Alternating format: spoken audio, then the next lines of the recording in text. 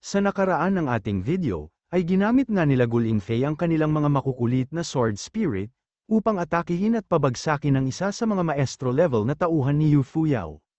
Ngunit matapos na gamitin ni Guling Fei ang malaking embodiment ng kanyang espada, ay agad din silang napalibutan ng iba pang maestro levels, gayunpaman ay sinabi naman ni Guling Fei, na masyado umanong malalakas ang loob nila upang sumugod, kahit na hindi kumpleto ang kanilang formation.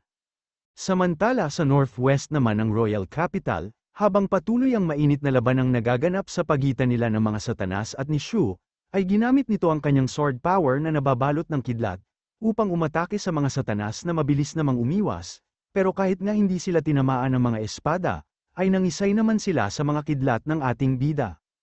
At habang manhid nga ang mga katawan nila, ay sinamantala naman ni Ming Yuyu ang pagkakataong ito, upang gamitin ang kanyang puppet sa pag-atake, kung saan ay pinaulanan niya ng sunod-sunod na suntok ang isa sa mga Satanas. At matapos ngang mapabagsak ni Ming Yuyu ang isa sa mga Satanas, ay agad namang lumipad si Shu patungo sa isa pang Satanas, upang maglunsad ng pag-atake na mabilis namang naharangan ng kalaban. At matapos ng pag-atake ni Shu, ay agad na nagbigay ng signal ang isang ito sa kapwa niya Satanas, at agad na din siyang lumipad palayo. Pero sinundan naman siya ng ating bida, na sinasabing 6 laban sa 2 nga daw ang kanilang labanan, pero dehado pa din ng mga Satanas, sabay tanong kung hindi ba sila nahihiya dito. Agad namang napansin ni Ming Yuyu, na kasalukuyang lumilipad palayo sa kanya ang hari, dahil nga sa sinundan ni Shu ang isang Satanas na nagpahabol. At dahil nga sa nawala din sa focus si Ming Yuyu sa kanilang laban, ay sinamantala ito ng isang Satanas upang atakihin siya, gayunpaman ay ginamit naman niya ang kanyang abilidad, upang mabilis na maiwasan ang pag-atake ng kalaban, bago pa ito tumama sa kanyang mga mata. At matapos ng kanyang pag-iwas, ay naisip ni Ming Yuyu na magmula umano kanina, ay tuloy-tuloy ang ginagawang pag-atake ng mga Satanas sa kanya, dahilan upang mapatanong siya sa kanyang sarili, kung nais ba muna siyang pabagsakin o patayin ng mga Satanas, bago nila atakihin ang kanyang hari. At kung ganun nga daw ang iniisip ng mga Satanas, ay mukhang minamaliit siya ng mga ito, at gamit ang kanyang superpower, ay tinipon niya ang mga hangin sa kanyang paligid, dahilan upang mapatanong ang isang Satanas, kung talaga daw bang nahihigop ni Ming Yuyu ang lahat ng mga hangin. Habang ang isa naman ay agad na sinugod si Ming Yuyu, at sinabi na hindi umano niya bibigyan ng pagkakataon si Ming Yuyu, upang makapag-charge ng kanyang kapangyarihan, at gamit ang kanyang sandata, ay pinaluputan niya ng kadena si Ming Yuyu, at hinagis ito patungo ng kalupaan na naging dahilan ng isang malakas na pagsabog. Pero bigla nga ding nagulat ang Satanas na umatake kay Ming Yuyu, dahil sa agad itong nakapunta sa kanyang likuran, at naisip nga ng Satanas na dahil umano sa sobrang bilis ni Ming Yuyu, ay hindi siya agad nakagalaw o nakapag-react. Habang si Ming Yuyu naman ay agad na ginamit ang abilidad niyang Wind Steel, upang maglunsad ng kanyang pag-atake sa Satanas, na ginamit ang kanyang mga kadena upang sanggahin ito. Pero nawasak nga din ang kanyang kadena, kasabay ng pagkakaputol ng kanyang kamay. Kaya naman agad na lang din siyang napatingin sa kanyang mga kasamahan, habang sinisigaw at tinatanong kung bakit nakatunganga lamang sila. At habang muling ang tinitipo ni Ming Yuyu ang hangin sa paligid, ay sabay-sabay namang nilabas ng mga Satanas ang kanilang mga sandata at abilidad, matapos nito ay mabilis nga silang lumipad patungo sa ating bida, at nilagpasan lamang si Ming Yuyu. Dahilan upang mapalingon naman si Ming Yuyu, sa direksyon kung saan nagtungo ang mga Satanas, habang ang isang Satanas naman, ay sinasabi na sila umano ang dapat na harapin ni Ming Yuyu, pero bigla nga ding nagkalamet at nagkagutay-gutay ang katawan ng isang Satanas. At bago nga ito tuluyang bumagsak, ay nakuha pa niyang tanungin si Ming Yuyu, kung bakit daw hindi siya nagtungo sa likuran ng kanyang hari, at kung bakit siya ang inatake nito, imbis na ang mga kasamahan niyang pinuntahan ang kanyang hari. Pero bigla nga ding naglaho si Ming Yuyu sa kanilang harapan, at sa sobrang bilis nga nito, ay halos after image na lang niya ang kanilang nakikita, at agad na din niyang nalagpasan ang mga Satanas na nagtungo sa kanyang hari, kung saan ay agad din niyang nilabas ang kanyang balabal, at ginamit nga niya ito upang sanggahin ang kanilang mga pag-atake. At hindi nga makapaniwala ang mga Satanas na nahabol at nalagpasan pa sila ni Ming Yuyu, at ang kasalukuyang bilis nga daw ni Ming Yuyu, ay mukhang hindi din matutumbasan ng pag-travel gamit ang void o space. Habang si Ming Yuyu naman, ay muling ginamit ang kanyang balabal, upang lamunin at kulungin ang mga sandata ng Satanas, kaya naman muli, ay ginamit ng mga satanas ang kanilang abilidad upang atakihin siya. Pero mabilis naman itong sinalubong ang pag-atake ng mga satanas, at gamit ang kanyang abilidad, ay nagkapira-piraso ang kanilang mga pag-atake. Pero matapos ngang isuot muli ni Ming Yuyu ang kanyang balabal, ay muli ding naglunsad ng isang pag-atake ang mga satanas, kung saan ay tila isang ahas nga ito na mabilis patungo sa kanyang likuran, pero to the rescue naman ng ating bida, na ginamit ang kanyang sibat upang harangan ang pag-atake ng mga satanas kay Ming Yuyu, na nagulat na lang. Pero agad nga din siyang nangiti, at matapos niyang makuha ang sibat, ay ginamit niya ito upang pagpira-pirasuhin ang mga kadena ng satanas, sabay lingon sa kanyang hari upang kamustahin ito. Sinabi lang naman ni Shu, na kanina pa daw sana tapos ang kanilang laban, pero ang nakatapat nga daw niyang satanas ay tila isang palus, dahil sa galing nitong umiwas sa Heartfire o White Flame ni Shu, pero dahil sa nais nga daw niya itong bigyan ng Heart Tribulation, ay wala siyang ibang nagawa kundi pilitin itong mahuli at tamaan ng White Flame niya. Sunod ay tinutak nga ni Shu ang kanyang espada sa mga satanas, at tinanong kung sino umano sa kanila ang umatake sa kanyang likuran, sabay utos kay Ming Yuyu na lumapit, upang ituro umano kung sino talaga ang umatake sa kanya. Pero gamit nga ang trident sa kanyang mga kamay, ay naglunsad naman si Ming Yuyu ng isang malakas na pag-atake sa isa sa mga satanas, na hindi umano lubos akalain na makakabalik agad si Ming Yuyu sa likod ng kanyang hari, at halos hindi na nga din daw niya naiwasan ang pag-atake na yon. Pero dahil sa nakabaon o pakat nga daw ang trident ni Ming Yuyu sa lupa ngayon, ay mukhang maswerte pa din naman siya, matapos siyang muling isilang. Pero bigla nga ding sumulpot sa kanyang harapan si Shu, upang maglunsad ng isang pag-atake na agad din naman niyang naiwasan. Agad nga ding lumayo ang satanas na ito sa ating bida, matapos nito ay muli niyang ginamit ang kanyang abilidad upang atakihin si Shu, na agad namang nilabas ang kanyang mga flying sword, upang pagpira-pirasuhin ang mga kadena ng satanas. At habang hindi nga ito makapaniwala sa nangyari sa kanyang mga kadena, ay mabilis namang nagtungo si Ming Yuyu sa kanyang likuran, upang sipain siya sa muka, patungo sa ating bida na muli namang naghanda ng kanyang pag-atake. Ngunit habang nasa ere nga ang satanas na ito, ay tinipon niya ang superpower sa kanyang mga kamay, at gamit ang buo niyang lakas ay naglabas siya ng mga kadena, upang mahuli at mabind si Ming Yuyu at Lu Shu. Matapos nito ay biglang ngang nangiti ang satanas, at sinabi sa kanyang mga kasamahan na ang kanyang mga kadena umano, ay maaari lamang mapigilan ng ilang sandali ang kanilang paggalaw, kaya naman kailangan na daw nilang samantalahin ang pagkakataong ito, upang atakihin ang dalawa. Pero bigla nga din siyang nagulat, matapos na magtungo si Ming Yuyu sa harapan ng kanyang mga kasamahan, kung saan ay agad ding ginamit ni Ming Yuyu ang kanyang abilidad, upang maglunsad ng kanyang pag-atake. Habang ang satanas namang ito, ay hindi makapaniwala na naiwasan umano ni Ming Yuyu ang kanyang mga kadena, pero hindi nga daw siya maaaring magkamali dahil naramdaman din daw niya, na mayroong nahuli ang kanyang mga kadena. At nang tignan nga niya ang kanyang mga kadena, ay hindi na naman siya makapaniwala, dahil ang trident daw palang nakabaon sa lupa ang nahuli ng kanyang mga kadena, imbis na si Ming Yuyu. At agad nga din siyang tumingin sa kabila, upang kumpirmahin kung talaga bang nahuli din niya si Lu Shu. Pero nakita nga niyang gumagapang ang mga apoy ni Shu sa kanyang mga kadena, kaya naman agad din niyang naisip na hindi umano maganda ang sitwasyon niya. Habang ang ating bida naman, ay lalo pang hinigpitan ang paghawak sa kanyang mga kadena, at habang nag-aalab ang white flame sa kanyang dibdib, ay nakuha pa niyang batiin ang satanas, na agad namang pinutol ang kanyang mga kadena, habang iniisip na naisahan umano siya nila Lu Shu. Pero bago pa man makatakas ang satanas na ito, ay agad namang sumugod sa kanya ang ating bida, at gamit nga ang kanyang espada, ay inatake niya ang satanas upang bigyan ito ng heart tribulation, at matapos ngang mabalat ng white flame ang satanas, ay agad na sinabi ni Miao Miao, na oras na umano upang ihawin ang isa pang satanas. Samantala, muli namang ginamit ni Ming Yuyu ang kanyang abilidad, upang sagupain o salubungin ang pag-atake ng mga satanas sa kanya. Pero gamit nga ang kanyang portal, ay mabilis na nagtungo sa likuran ni Ming Yuyu ang isang satanas, na iniisip na nagtamo umano ng pinsala si Ming Yuyu kanina, kaya mukhang bumagal na daw ang kanyang pagkilos, o kung hindi umano siya nagkakamali, ay paubos na ang kanyang superpower.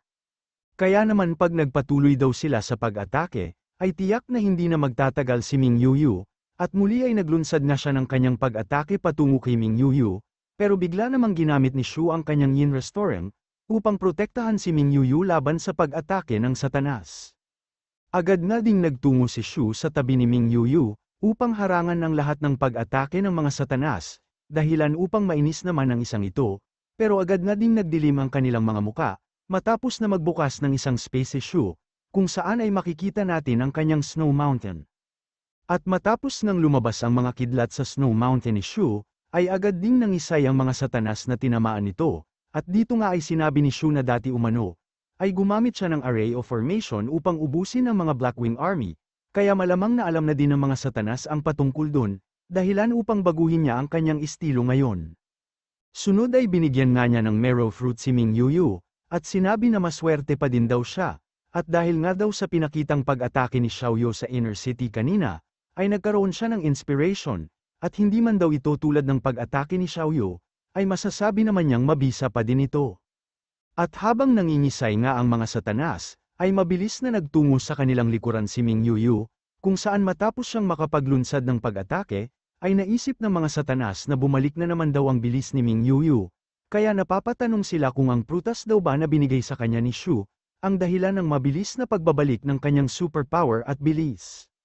Samantala matapos namang tumama ang mas madami pang kidlat sa mga satanas, ay agad na nilabas ni Shu ang kanyang White Flame, at ginamit nga niya ito upang balutin sa White Flame ang mga satanas, gayon na din para mabigyan sila ng Heart Tribulation. At habang pinapanood nga nila ang pagbagsak ng mga satanas, ay naisip ni Shu na 7 maestro level umano na satanas ang nakalaban nila, pero napatay na nga daw niya ang isa, habang ang isa naman ay mayroong malubhang tama, at isa nga din daw sa mga satanas ay kasalukuyan pang kalaban ng puppet ni Ming Yuyu, at ang 4 nga daw ngayon lang, ay kasalukuyan naman ang sumasailalim sa Heart Tribulation. Pero bigla nga ding may napansin ang ating bida, at yun nga ay ang unti-unting pagkawala ng White Flame na bumabalot sa mga satanas, kaya naman napapatanong siya sa kanyang sarili, kung nalagpasan na daw kaya nila ang mga Heart Tribulation nila, sabay sabi na imposible umanong matapos ng ganun kabilis, ang Heart Tribulation ng bawat nilalang.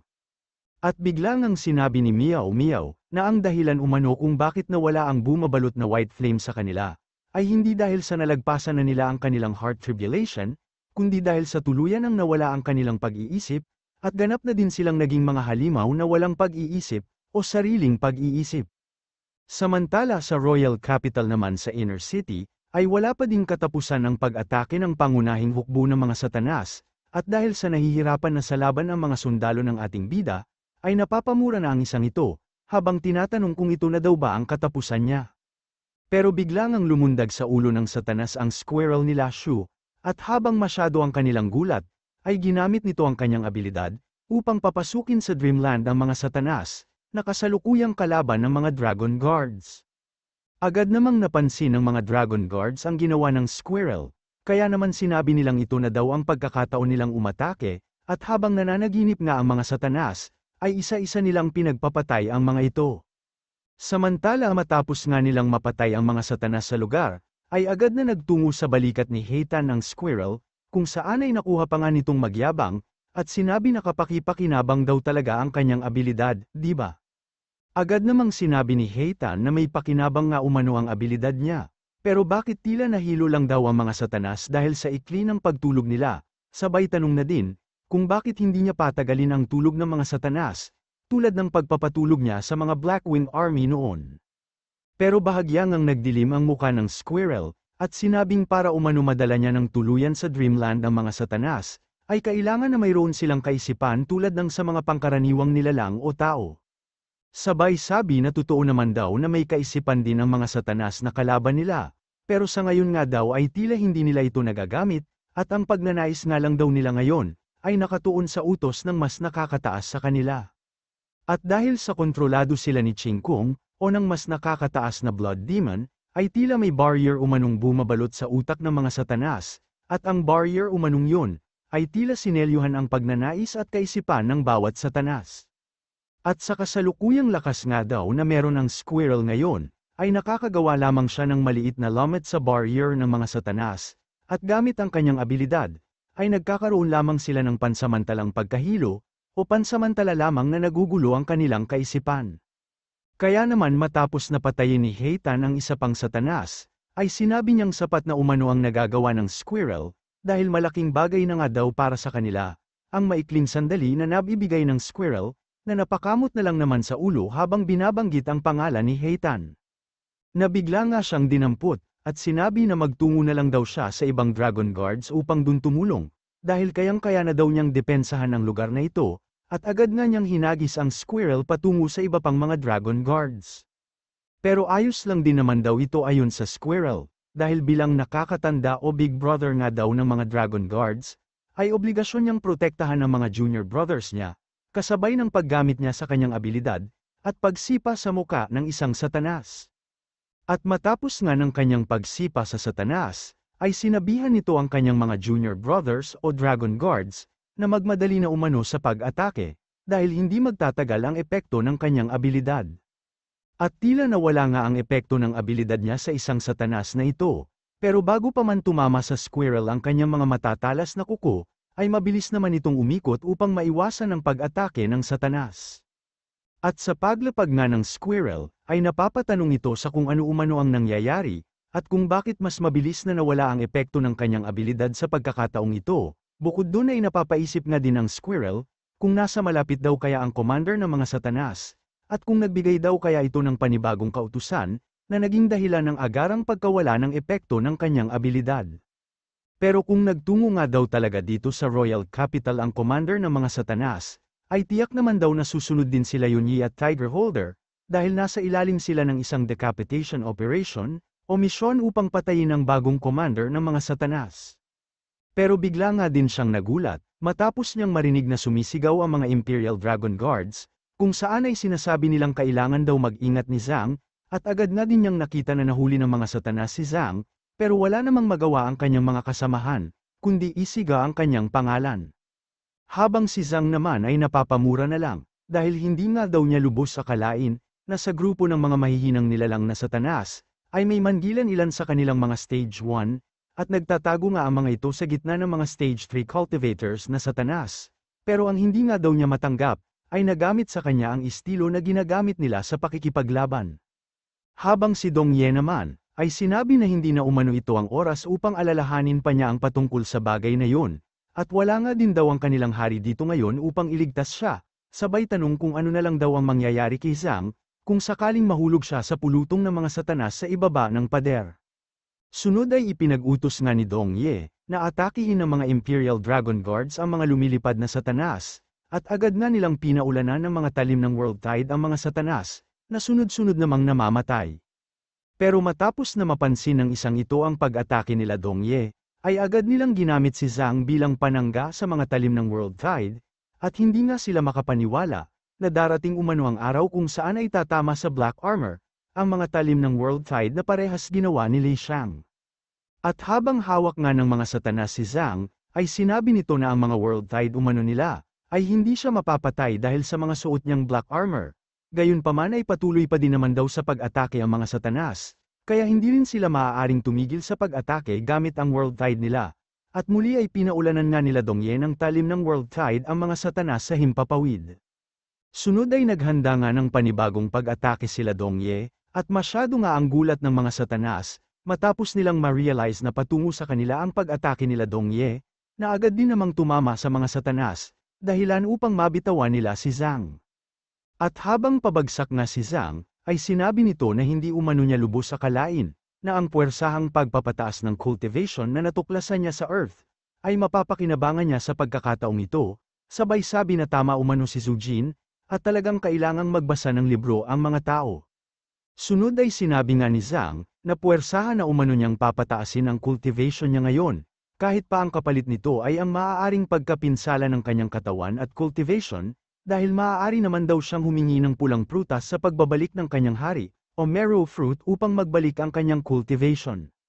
Sunod ay sinabi nga ni Dong Ye, na kinabahan umano siya sa nangyaring pagkakahuli ng mga Satanas kay Zhang, habang ang isa naman ay sinabing kailangan na daw bumalik sa kanilang ni Zhang, pero bigla nga din silang nagulat, matapos na mabilis magtungo ang isang Satanas kay Zhang, at muli itong hinawakan sa kanyang paa, at agad na inilipad palayo sa mga pader ng inner city.